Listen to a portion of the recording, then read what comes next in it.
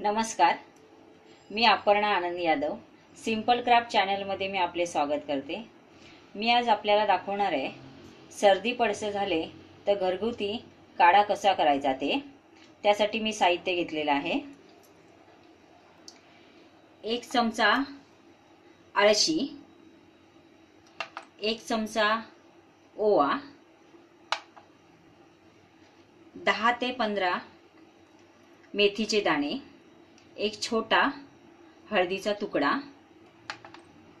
4 ते 5 काळी मिरी, 4 ते 5 लवंगा आणि एक छोटा दालचिनीचा तुकडा, 1 चमचा जेष्ठी मध, लिंबा एवढा गूळ, छोटा तुकडा आलं, 4 ते 5 लसूण पाकळ्या, थोडी तुळशीची पानं आणि कोरफड। तर चला तर आपण काढा बनवायला सुरुवात करूया। प्रथम आपण पातेलं गॅसवर ठेवूया।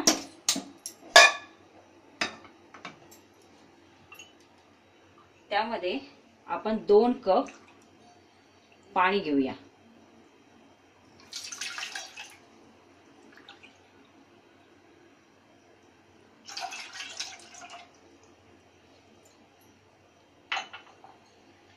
हे 2 कप पाणी आपल्याला आटवून 1 कप करायचं आहे।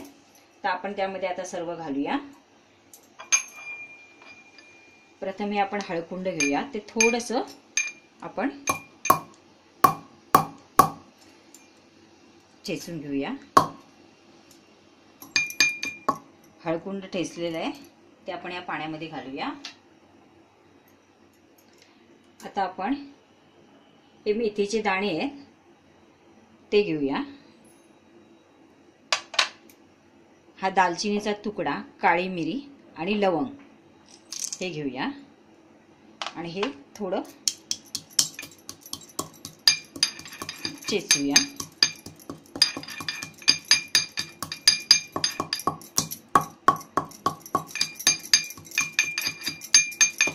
बस हे झालेलं आहे। हे आपण या पाण्यामध्ये घालूया।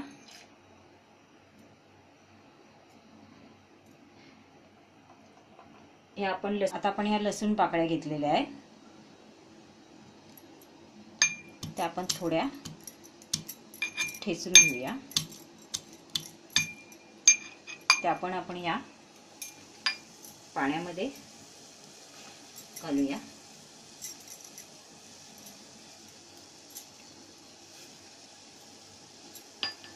हे 1 चमचा आळशी आहे ती आपण याच्यामध्ये घालूया। 1 चमचा ओवा आहे तो पण आपण याच्यामध्ये घालूया। हा आल्याचा तुकडा आहे तो आपण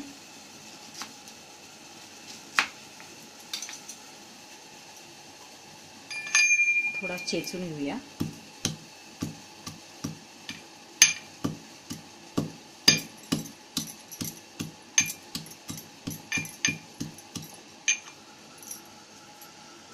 तो आपण याच्यामध्ये घालूया।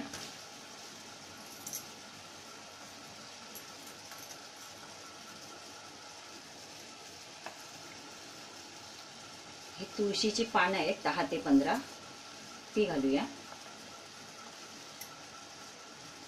हा लिंबा एवढा गूळ आहे तो घालूया।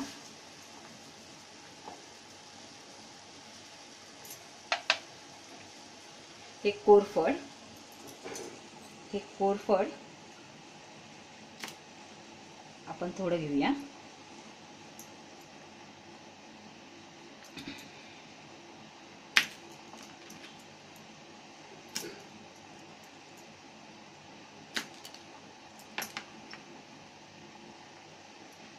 एक कोरफड असं मध्ये कट करायचं, त्याचे बारीक पीस करायचे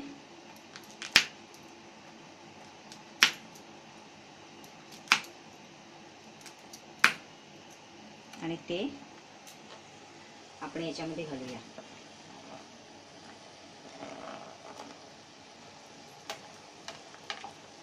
सर्वात शेवटी हे 1 चमचा जेष्ठी मध पावडर आहे हे आपण याच्यामध्ये घालूया।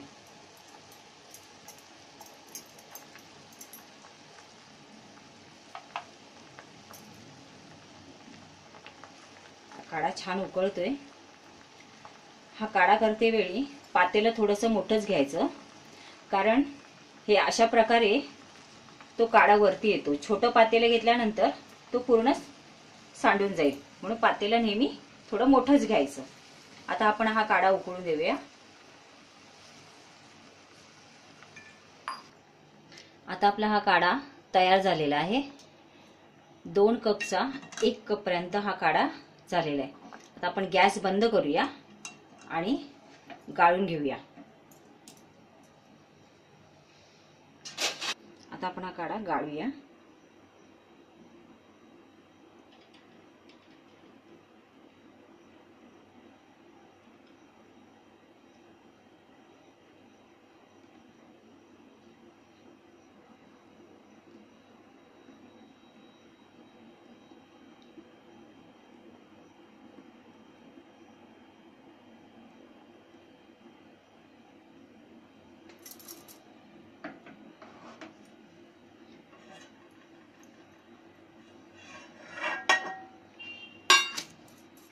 हे राहिलेलं हे आहे ते आपण फेकून द्यायचं नाहीये.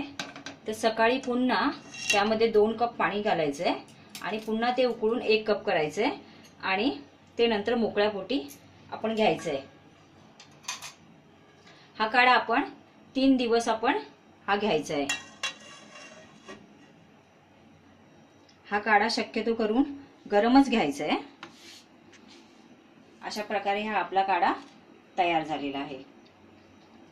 आपल्याला माझी ही रेसिपी आवडली तर नक्कीच लाईक करा, शेअर करा आणि सबस्क्राईब करा. थँक्यू.